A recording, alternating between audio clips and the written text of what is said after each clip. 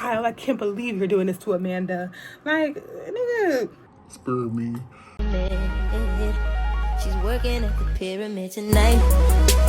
Working at the pyramid. Working at the pyramid. Hey y'all, welcome back to my channel. Welcome back after however long. I'm almost positive it's been over a year since I have posted on my channel, unfortunately. We're gonna be getting into all of that today. We're gonna be talking about why I haven't posted. We're gonna be talking about my business that I've kind of neglected. We're gonna be talking about a current life update. We're gonna be talking about SCAMANDA and West. We're gonna be talking about Ciara, the baddest bitch on the ballverse. We're gonna be talking about all the summer house shenanigans because I have a lot to say about that, because I have lived a very similar timeline experience of all of that. I just think it's very interesting to watch it play out on like a big screen. Like, this is crazy. Like, this is my life. I already did this. I'm on Ciara's side 100%.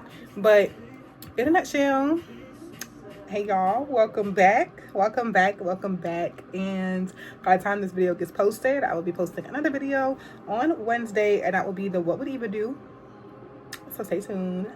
Okay, so I'm gonna start with my I already did my eyebrows. Like, I actually wiped my face makeup off that I had on earlier because I knew I wanted to film this video. So I was like, oh, okay, if I could, like, we're just gonna film. So recently I've been using Pretty Smart in 324 medium warm instant chemistry medium coverage foundation. So I will be honest, I haven't really been liking how anything sits on my face. I will say, so I'm not using a primer because it's the middle ending of the night, and I will say this shit keeps your makeup on for real. But this is the Wet n Wild Prime Focus Clingy Serum Primer. This has been helping a lot with the issues I've been having with my makeup, so we'll see, get this on the road. So first things first, if you guys have been watching me, the first thing you'll probably notice clicking on this video is my background is different. So I moved back in with my parents, which is such a blessing, and I'm so thankful to be able to like turn back on my parents and rely back on my parents like when I need them. And Tokyo Tony's words, like, I'm sorry you had a fucked up life, bitch, I didn't. Like, my parents love me. Let me break you down. I'm sorry that you had a fucked up life, bitch, I didn't. Part of me is, it's kind of like a bitter, I will say this, it's like very bittersweet, because I can't even say one way or the other, like I'm upset or I'm sad or like I don't really feel any way. I'm very happy that I get to be closer to my son, and that kind of outweighs any con. The biggest pushing factor of me moving, my child, like, and it's just kind of like frustrating having to co-parent like across states, and then egos and everything else included. It's just not pleasant. And me and him have actually our entire co-parenting family life dynamic. He has a girlfriend now. I'll actually take it back some. I've just been like, Maryland has been such an experience for me.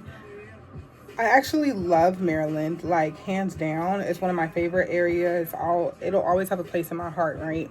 So it's very different than South Carolina. I'm very thankful for all of my experiences in Maryland. I'm thankful for the family I've gotten closer to while I've lived in Maryland. I'm thankful for all the friends I've made while I've lived in Maryland. I'm thankful for all the opportunities I've had and everything. One thing I can say for sure is I love being in a city. I don't think I'm going to be in Charleston for too long. I love being in a bigger city because Charleston is a city. Like, I don't want to discredit Charleston as being a city at all. Because, baby, they got 5 below and top off now, so, like, you're in the big leagues. But not where I envision myself the rest of my life. But I also think sometimes it's important to give yourself grace in your 20s. Honestly, to get across the board in your life. But I think when you're in your 20s, it's very important to give yourself grace and remind yourself, like, growth isn't always linear, and growth isn't always going to be like point A to B. Sometimes it is going to be point A, B, C to get to D, and that's okay. And that's what my mommy reminded me before I kind of bit the bullet and made the decision that I was not going to renew my lease, or me and my best friend were not going to renew our lease, and we were going to move. What the fuck? Now, I will be finishing school at some point. My goal is to finish school by the ending of 2027. Right now, my goal is to save money. My goal is to be in my parents' house as long as possible, take advantage of the opportunity to not have to pay more rent every month, BGE every month, a water bill every month. I have an evil, fucking vindictive landlord. Oh my God, I could do like an evil landlord story time series. That man is fucking the devil. Like, neither here nor there. That is that. The hardest part about moving isn't even like moving necessarily. It's like, yeah, I have my family here, but it's like the rest of my life has kind of been in Maryland. Like, I live in Maryland. I'm based in the DMV area now. Like, all of my friends are in DMV. Can't even talk. All of my friends are in the DMV area. Networking for like things like modeling, business, vendors, anything like that is all in that area. So it's going to be like very different, kind of adjusting to being back to South Carolina. On the plus side, in regards to my business, I'm very excited about bringing that back and getting back into my creative era. Again, because I have the ability to, because I'm in my parents' house. And I keep saying that, like, not to say it like, oh, like my parents just let me do whatever and I get to stay here, but it's like, it's just such a blessing. Like, I'm not even going to sit here and pretend. Typically, you know, I'm adjusting to my new version of life in a nutshell. On the bright side, though, I am going to have more time to be able to record because my priorities are in order here all the time. Like, I don't feel bad about recording. I've actually recorded a lot. I recorded so much the last, like, year or so, and every video I would just rewatch it and I just felt like a shadow of myself. Like, it's not at any point that I truly felt like this was something that was a true reflection of me and who I am and my personality and like being upbeat and fun. Even right now it is a little bit, you know, on a lower scale, but I also kind of feel like I'm just trying to get back in the habit of recording. It's pretty fun for me. And then it just reached a point like that when I was trying to do Vlogtober and everything, I was just getting very discouraged, like, to be completely transparent. And then now I'm just kind of like, I wish I just stuck to it and just stuck to my guns. But like, not only was I getting discouraged, my life was so busy. Like, I was like trying to work 2 jobs. I make this up. There was so much going on in my life. And it's like, I don't want to go into detail because some of it is just very like borderline traumatic and tumultuous. Like, not living the happiest life, happy and thankful. Like, I'm very thankful that I kept recording because it was like, I'm kind of keeping in touch with like myself, and it was like an outlet for me, right? But it definitely was not content that I feel like I would have appreciated seeing from myself a couple of years down the line. I think I would have been actually very sad. And I just don't feel like it was a true representation of me, like, by any means. And it's like, I'm still starting out, I'm still growing. I don't want anybody to get the impression that like I'm especially doing like the Am I the Assholes. I was being so like ominous, like, it, like, girl, like, you know what I mean? Like, we get it, your boyfriend hates you. No shade to me. Life will continue to go on. Life's gonna keep moving whether you want it to move or not. I'm a very firm believer in that one. That's that. Now let's get into the nitty-gritty. Summer House is a show that is on Bravo. It's about a group of friends that share a summer house, that share like an Airbnb kind of vibe for the summer, and they throw theme parties pretty much every weekend. Now, the people who have been watching for a while, obviously, like, we've grown to be connected to some of the characters.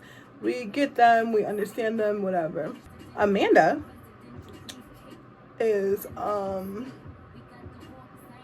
was married to Kyle. I'm trying to give y'all like the cliff notes. Hold up. Let me do it. Summary of what's currently going on, right? Is best friends with Ciara. Ciara used to date a guy named Wes.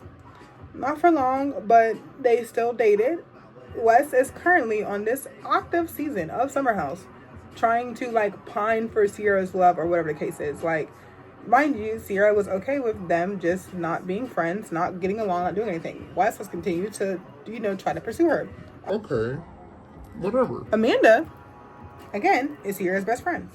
Amanda is married to Kyle. Amanda was married to Kyle as of January 2026. Amanda and Kyle got divorced in January or February 2026. I don't remember the exact date. And Amanda put out a public statement on March 31st. It is April 21st today. On like the end of March, saying that they are now in a relationship. This is after like a month of people speculating, rumors, this and the third, whatever. Everybody kind of defending them and saying like, oh no, they would never, like. They would never, ever do that. But Amanda West put out a statement that they are now together. And they just had to give each other, they didn't want to say anything at first because they wanted to see what this really was. Wes and Kyle are friends. Amanda and Ciara are friends. How the fuck do Amanda and Wes start dating? Like, child, that through a very similar situation. Again, oh, well, it's your ex-boyfriend. You guys aren't together. Who cares? Okay, fine, that's valid. As my friend, why are you dating my ex? He can do what the fuck he wants to do. We get that, right? But like, again, as my friend, why are you dating my ex? Like, I just don't. I've been doing my foundation different, literally by the week, babe. By the day, I've just been like, whatever works. Because I've been getting crazy smile lines every time I do a full face of makeup before work. So I like went out, I kind of was using product. I was at the end of some of my products anyway, so I was like, maybe that's part of it. Me kind of renewing some of my normal products definitely has helped, but Not enough. is this my face now? What's really going on? I can't even lie to y'all. I just don't understand the like, nobody has loyalty anymore, and I kind of like, and this kind of goes, I can't say, I feel like this kind of coincides with my situation too. Even if you aren't inherently wrong for doing something, it doesn't mean that you're all the way there morally. I don't fault the situation that happened for me anymore, like, by any means. I'm actually very happy. Like, I love them together. I think they're very like healthy and like good for each other. But it doesn't change like the fact of like, this kind of came out of a betrayal to me on one end, if not two, because I wouldn't talk to anybody that he's friends with. Like, I just kind of feel like it's just not necessary. Hey, friends with, I mean, like, it could have been like little to nothing, and I just don't see the point in that. Like, if you've ever chilled with my baby father, I don't see the point in us even pretending to, oh, let's see if this turns into something. It won't. Like, that's kind of weird. I just think it's strange. Like, for lack of better words, but that's me personally. Therapy, amongst other things, have helped me come to that conclusion. Like, my morality does not have to be how everyone else feels or how everyone else lives their life. Like, my code of ethics and my morality, and that's how I felt this, like, Amanda and Wes situation as well. It's like, okay, our code of ethics does not have to be everyone's code of ethics, right? But no, I just kind of feel like it's fucked up because, like, obviously your friend is hurt too. So it's like, if your friend is hurt too, why are you just like, I don't know. I just think spare me. Like, all this stuff with them right now is just like, Amanda, like, oh, I'm so sad I'm getting death threats, which I think is like horrible. I don't think anybody should be getting death threats. Like, nobody should be getting death threats over Bravo celebrities, right?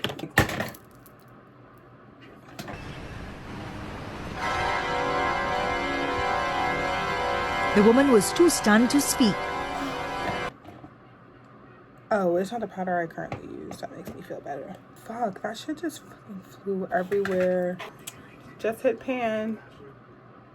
Obviously, like, my morality does not have to be somebody else's morality. Okay, valid, we get that. If we're friends, it kind of does. Like, you get what I'm saying? Like, I don't have to be around you. Like, if you have certain morals, ethics, whatever. And that's how I feel in general with life, right? Like, I don't have to be around anybody that I don't think whose morals align with mine. Which is why it's like, when a friend betrays you or does something along these lines, it's so much more hurtful. Because it's like, wait, like, I thought we were aligned. Like, I thought we were friends. I thought we were, like, kind of on the same page about life, etc. So why are we not? Like, has our friendship been a lie? And then, honestly, what's very interesting about all of the statements that came out with them is they obviously were talking for way longer than they're alluding to. Because this season of Summer House is kind of insane watching back from the lens of like, one, Kyle and Amanda being divorced now, which is because it's like, okay, perfect. It's getting ghostly. No,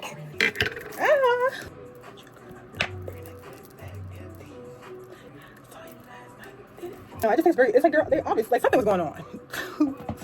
They might not have been fucking yet, but it's like, baby, I don't treat nobody that I'm not trying to fuck the way that Amanda and Wes was acting. Like, it's really ridiculous. And I think it's even more disgusting and disturbing watching Ciara get pulled into all of it, because there's a couple of scenes where it's like you can tell they're obviously trying to make each other jealous with Ciara or Kyle, and it's kind of like, ew.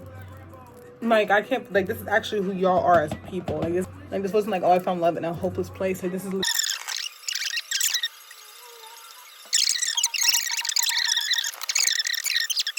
love in a hopeless place. Like, we just fell in love out of nowhere. No, y'all was damn near fucking last season. And then it's random clips of Jesse where it's like, nah, it's giving like you knew and you just didn't know what was really going on. Like, you knew that some weird shit was going on though. Like, oh, I'd be devastated if Jesse and Ciara kissed. Like, Kyle, I can't believe you're doing this to Amanda. Like, nigga, spare me. Oh my god, this whole season is like actually laughable and disturbing after all of this. People are saying like, oh, we're not going to bring Summer House back. I think that's a load of bullshit. I think they definitely are bringing Summer House back next year. I think they're definitely going to opt for a more black cast. How can you do that without it being like performative? I don't know. The only person that I want back this year out of the men is Carl. I only want to see Carl on my screen from this point forward. Kyle is old as fuck. Let him go. Like, I'm sorry. Like, Kyle is literally like Peter Pan. I loved Paige. I love Paige even now. I love her on Giggly Squad. I loved her on bits and pieces on Southern Charm. I just love her personality. I think she's so cool. I think she's the cutest person ever. But she was not a fun addition to Summer House. So I'm like, anymore. She was at one point. But I think, like, you know, she's obviously outgrown it, which is fine. I definitely do think Amanda, Ciara, and Paige together, like as the bedbugs, was very cute. Very much a thing. Very fetch, if I do say so myself. That is so fetch. Gretchen, stop trying to make fetch happen. It's not going to happen. Right? But. Amanda and Ciara. So I love Mia, Jesse, and Ciara. Amanda and Ciara has always given me like very interesting vibes. Not necessarily because I don't think that they're actually friends, but it's never given like, wow, I love this girl. Like, you know what I mean? Like, it's always given like, like we do have to be drunk. Like, you know, I'm very intuitive if I do say so myself, even though I cannot tell when my boyfriend is cheating on me all the time. I mean, I can probably feel it, but I'm not going to believe myself. I'm going to believe that they're actually good people. Boy, do I be wrong? Neither here nor there. I don't know, something about Amanda just has always seemed off to me. I feel like she was like obsessed with Paige. I feel like she thought Paige was so cool and like everything that she wanted to be, but I don't think Amanda was ever like actually that fucking cool. I think Ciara is really that girl. Like, I think Ciara is the coolest person ever. I just think she's so black. Like, I just love to see like a black queen. Lake, for instance, on Southern Hospitality. So I don't think Lake is a coon or anything like that. I don't think anybody on Southern Hospitality is a coon. I don't think anybody else on the Charm is a coon. I don't think anybody on Summer House is a coon. But I'm saying that to say, because you know, you see the mumbles and the cackling, the laughing on Twitter. Like Lake though, I feel like Lake is very whitewashed. Now, as somebody from Charleston, South Carolina, I'm not upset at her being that way. You know, I think it's just more so like assimilation than anything. But I also do think it's just nice to see Ciara, like, she just seems more black and in touch with her black side. And I really fucks with that.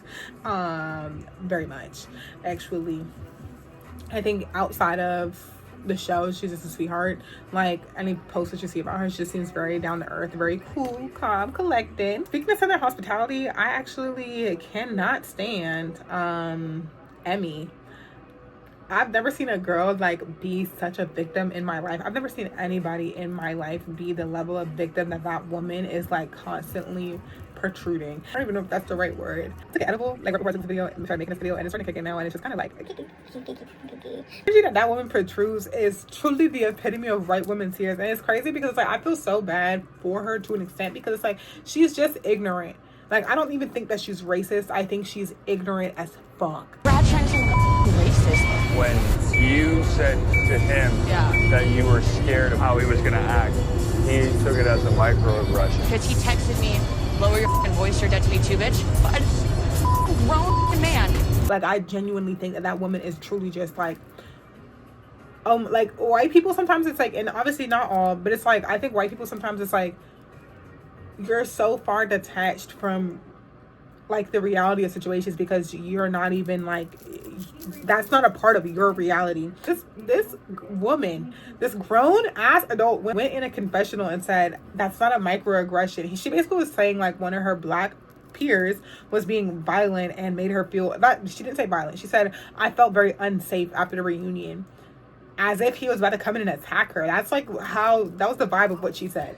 She meant because he was being rude when he basically, because he called her a bitch or something. Like he basically texted her and was like, oh, shut up, bitch. Like something like that. You feel unsafe? That is the word you chose to use. Unsafe? Because he's a sweetheart. He does not seem like aggressive by any means. He seems very sweet, very like naturally sweet. You're saying that he made you feel unsafe because he called you a fucking bitch. Mind you, you were being a bitch. And then it's like, this season, all he said was like, that is just like, it's a microaggression. Whether like, and I think what she's not understanding is like, microaggressions do not have to be intentional, but they have to be accepted and understood when somebody is telling you, hey, that's kind of a microaggression. I don't think you're understanding completely what you're implying when you're saying that like one of the only black people on the fucking show is making you feel unsafe. That's crazy. Like, that's crazy. Bro, this woman, this in the confessional, she was like, well, I'm not racist, and that was not a microaggression because I didn't say like, oh, women can't drive or something.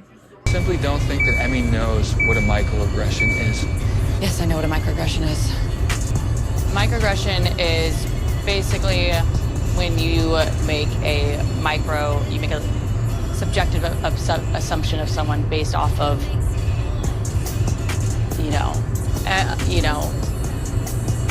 it's like women are bad drivers. But I feel like microaggressions are more so made towards people that you don't know. A microaggression is crazy. But that's his experience. I don't want to talk about it. I want to get the out of here. Everybody saying women can't drive, is that a microaggression? That's not a microaggression. I don't know. I'm pretty much done, y'all. And I'm kind of done yapping. This edible is like low-key whipping my ass by this point. I wonder if you guys could tell. Sorry, y'all. We got to get the glasses glare going for a second so I can do my lip liner and pee. Another thing I forgot about the Ciara and Amanda situation. So this...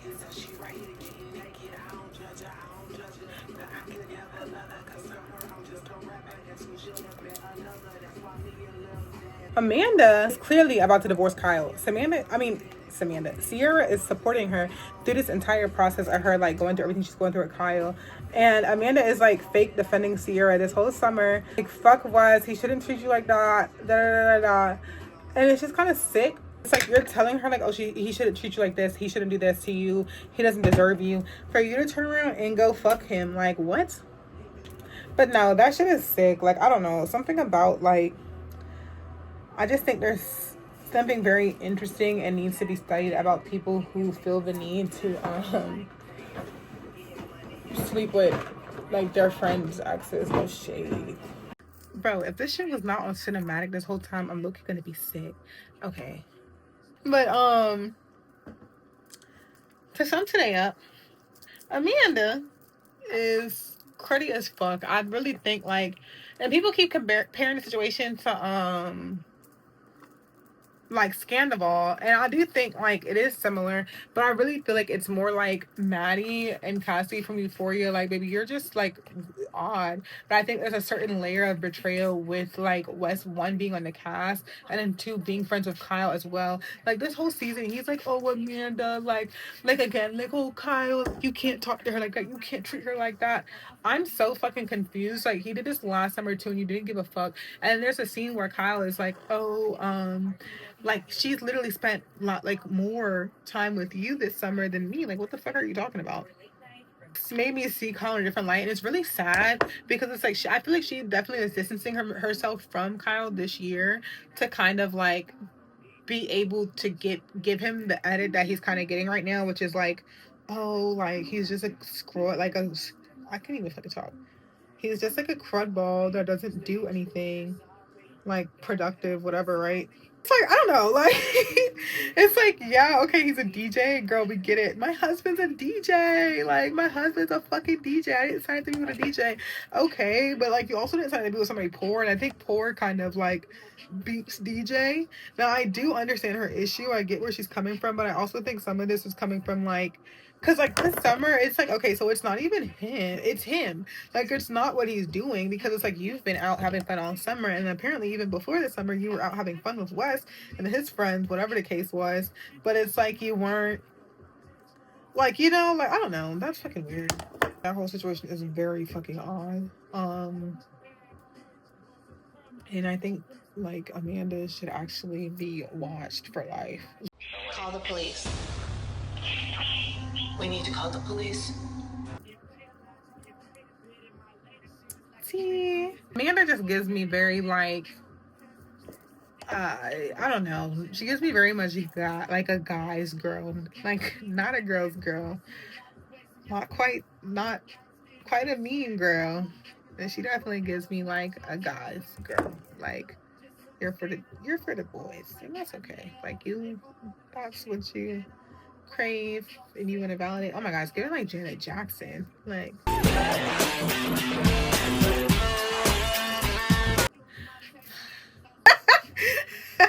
interesting, like, seeing the world have its take on it too, because I can feel how I feel, right? But seeing like people be so like up in arms and 50-50 about the situation is crazy to me, because it's like, I don't know, morals are just morals. Like, it doesn't matter how long it was. It gives you a blessing, or if it wasn't something that serious, maybe. But also, I just feel like there's a certain level of like everything being on TV and being televised. It's like you just don't give a fuck, because it's like, even if you didn't know the ins and outs of like how your friend got hurt, like, even if you did not know the ins and outs of how your friend got hurt or whatever, you still saw her get treated poorly on TV. You saw this man go and do a press run about how he doesn't want to be with her no more, and then gets on the TV the next motherfucking summer and talks about how much he wants to be with her. And then you watched all that and took that as an invitation, as like, oh, this is the love of my life. You're a fucking loser. Like, I'm sorry, like, that is freaking batshit crazy to me. That is actually such a crazy concept to me. Like, I don't even, there's nobody that any of my like current friends right now have talked to that I'm like, oh, I want to go talk to them, or I want to sneak talk to them, I want to go fuck them. No, because it's like, when my friend tells me that they like somebody, it's just off the table. And I just feel like there's so many people on this earth to where it's like, you don't have to do that. Like, we are not, like, America is a big country.